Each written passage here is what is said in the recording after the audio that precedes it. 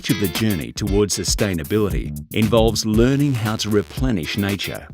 By recycling our organic waste in our own backyards, we're reclaiming nutrients, increasing microbes, and saving valuable landfill space.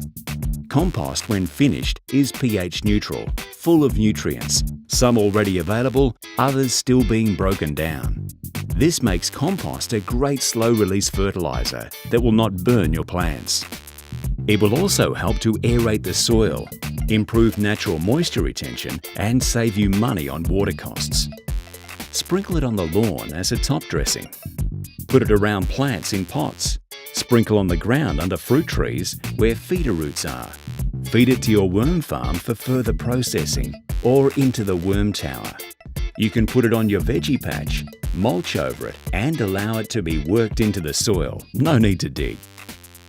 Compost doesn't just have to be used as your solid material, you can also turn it into a great liquid fertiliser by brewing yourself some compost tea.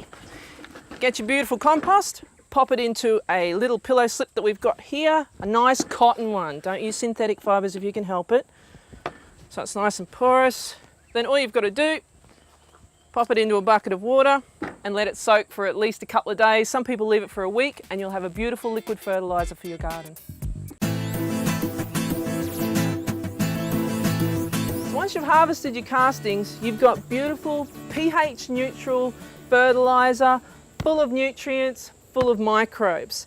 Now this is a little bit finer than compost. It's been processed further, so it's perfect for seedlings and younger plants. So once you've potted them up, using your bit of potting mix or whatever, then use your worm castings around your seedlings. Just don't forget, whether you're out in the garden or doing it in a little tub like this, after you've added your castings, always mulch. It keeps in that moisture and holds in the nutrients that those castings have so that the plants get them and they don't get lost. So basically you can use castings for everything that you use compost for, including your compost tea. Brew it up exactly the same as compost tea, but this time you're going to make worm tea.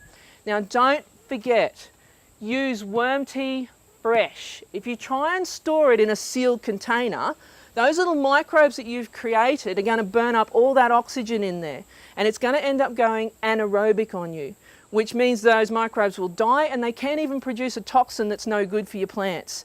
The easiest way to tell if your leachate is okay to use or your tea is okay to use, your nose. Give it a good smell. If it smells okay to you, then it's okay for the plants. If it smells off, don't use it, get rid of it.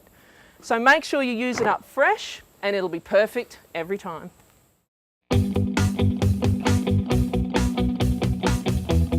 Burying Bokashi fermented food waste in the garden will supply the plants with a nutritious food source and condition your soil with enriching microbes.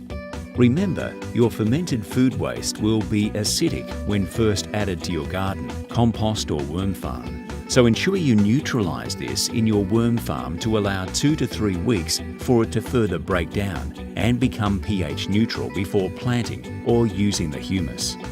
You can use your fermented food waste in planter boxes, tubs or pots by placing it directly into the container for further fermentation.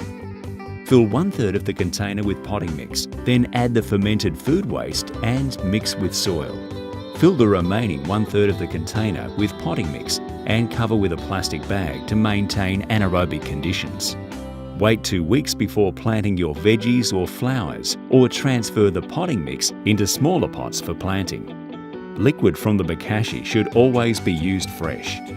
Use it to fertilise an existing garden or pot plants by diluting 1 teaspoon to 2 to 3 litres of water and applying directly to the soil. You can also pour the liquid directly into your kitchen and bathroom drains, toilets or septic systems. The effective microorganisms will help to prevent algae buildup and control odour.